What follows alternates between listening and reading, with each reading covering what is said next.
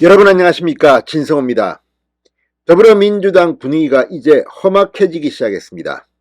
적어도 이재명 민주당 대표 체제로는 총선을 치를 수가 없다, 이런 분위기가 확산되고 있습니다. 자, 이재명 대표의 경기도 지사 시절 초대 비서실장을 지낸 고 전형수 씨의 극단적 선택, 그리고 유서 내용의 일부가 공개되면서 지금 더불어민주당 내는 동요하기 시작했습니다. 물론 그전에도 이재명 대표로부터 이 당을 고해한다, 당대표를 그만둬라, 체포동의안 표결하지 말고 스스로 구속영장 심사받으러 가라, 이런 목소리가 나오긴 했습니다. 그렇지만 이런 공개적인 발언을 하는 의원은 제한되어 있었고 소신파 몇 명이었습니다. 그런데 이제 은인 자중하던 그런 사람들이, 뜻밖의 인물들이 공개적으로 목소리를 내기 시작했습니다. 그리고 그 목소리는 상당히 다양합니다. 무엇보다도 이 거세게 당대표를 사임하라, 뭐 이런 이상민, 오선 의원 등도 있지만, 이제 이재명 네가 그 자리에 있더라도 지금 네 새끼들, 친명계 의원들, 당직을 독점하고 있는 그 자들을 빨리 교체해라. 뭐 조정식 사무총장이나 김의겸 대변이나 지금 당직은 친명계가 독식하고 있습니다. 이런 목소리가 나오기 시작했고, 타이밍의 문제지만 이재명은 언제쯤 나가야 한다. 지금 뭐 여름이다, 가을이다, 이런 말도 나오고 있습니다. 그런데 국민의힘 입장에서는 어쩌면 이재명 대표의 사퇴가 늦을수록 유리할지도 모릅니다. 아니, 아예 사퇴하지 않고 옥중 공천을 하면 다음 총선은 하나만 합니다. 자, 이런 가운데 그동안 공개적 발언을 상대적으로 자제해왔던 친문계의 핵심, 이 문재인의 삼철 중 한 명인 전해철 의원, 그리고 가장 큰 이 더미래 포럼의 간사 역할을 하고 있는 강훈식 의원이 목소리를 내기 시작했습니다. 이들의 목소리는 이재명 대표에게는 상당한 위협이 됩니다. 특히 전해철 의원의 뒤에는 친문 그룹이 있습니다. 지금 문재인 전 대통령을 국짐의 첩자다, 처단하자, 이런 목소리가 나오기 시작했습니다. 이런 가운데 문재인 측의 반격일 수도 있습니다. 자, 이제 굉장히 이 교묘하게 하나씩 둘씩 이제 이재명 측의 지분을 뺏으려고 하는 움직임이 나옵니다. 이게 왜? 공천이 걸렸기 때문입니다. 총선 전에 공천을 받아도 이재명 체제로 선거를 치르면 선거에서 안 되는데 이게 뭐 의미 있냐, 이런 발언들이 나오면서 지금 민주당은 거의 정신적 분당 상태를 맞고 있습니다. 자, 고민정 의원, 문재인 정권의 청와대 대변인을 지냈던 고민정 의원, 지금 최고위원으로서 친명 분류되기도 합니다. 이재명 대표에게 상당히 호의적인 발언을 해왔는데 요즘 태세를 전환했습니다. 애매모호하게 이재명을 디스하기 시작했습니다. 오늘도 고민정은 비수를 꽂았습니다. 뭐라고 했을까요? 자, 지금 고 전형수 전 비서실장의 사망 등 악재가 겹치면서 이제 민주당 이재명 지도부에 대한 불만이 터져나오기 시작했습니다.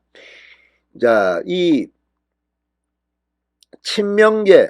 친명계들이 어쩌면 단체로 괴멸될 가능성도 지금 배제하지 못할 것으로 보입니다. 자, 이 당내 최대 의원 모임인 더 좋은 미래의 대표, 이 강훈식 의원이 YTN 라디오에 나와서 우리가 단결해야 한다는 것이 가장 기본적인 값이라고 하면서도 이재명 대표를 빼고 총선을 치르자는 것도 말이 안 되지만 이재명 대표만으로는 우리가 어렵다, 이렇게 말했습니다. 친명계가 주요 당직을 맡고 있는 상황을 손봐야 한다는 주장이 나왔습니다. 친문계 핵심인 전해철 의원 MBC 라디오에 나와 탕평 인사 등을 한다면 당내 화합, 통합에 도움이 될 수 있다. 몇 개 자리, 어떤 자리가 아니라 진정성 있게 접근한다며 하면서 많은 분들이 당대표가 많은 것을 내려놓았구나 생각할 정도가 돼야 한다고 말했습니다. 자, 이런 당직 개편 요구 주장 등은 체포동의안 표결 이후 처음으로 열리는 16일 의원총회에서 공개적으로 표출될 가능성이 높습니다. 자, 지금 전해철 의원 말처럼 이재명 대표가 지금 당장 안 나가겠다, 법적으로 내몰 수가 없습니다. 그러면 당직이라도 개편해라, 한두 명 가지고는 안 된다. 왕창 바꿔라.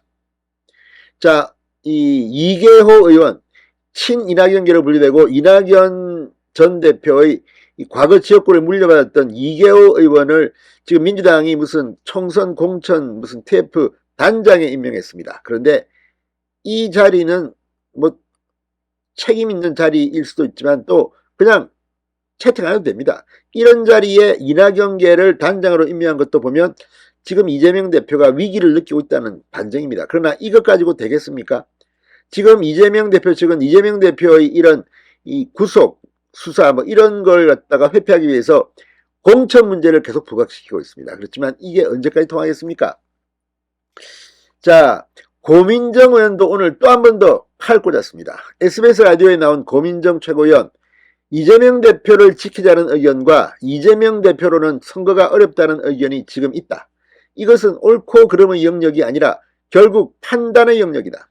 늦여름, 초가을 정도 되면 총선을 몇 달 앞으로 남겨두고 있기 때문에 총선 전략을 무엇으로 짜야 할지 판단을 할 수밖에 없을 것이다. 자, 하반기에는 이재명 대표가 당의 원톱인 현 체제를 유지할 것인지 여부를 결정해야 한다는 의미로 해석되고 있습니다. 여름이냐, 가을이냐, 초가을이냐. 자, 이걸 보면 지금 확실히 비명계 그리고 친명계 일부도 지금은 이재명으로는 총선을 치르기 어렵다는 공감대가 점차적으로 확산되고 있는 게 아닌가 싶습니다. 이건 자기 이야기입니다. 내가 떨어지는데 무슨 이재명이 뭐 보하고 말고 어딨어? 이런 생각일 수도 있습니다. 그리고 어차피 이재명 대표를 보는 시선은 이재명 대표가 계속해서 권력을 잡을 거라면 지금 뭐 조금 손해보더라도 붙을 수 있지만 지금 분위기가 영 이재명은 아니다. 비서실장의 유서까지 나왔다. 완전히 사람들이 지금 돌아서고 있는 게 아닌가 싶습니다. 야, 이재명 대표는 어제 이 의원단체 대화방에 이 표결 결과에 대해서 저는 의원들께서 당과 국가를 위한 충정으로 당 운영에 대한 우려와 경계를 표현하신 것으로 생각하고 있다. 이렇게 말했습니다. 그러나 이거 이미 때는 늦었습니다. 이재명 대표 곧 자를 것 같습니다. 다만 그 시점이 문제인 것 같습니다. 진성호의 융단 폭격이었습니다. 여러분 감사합니다.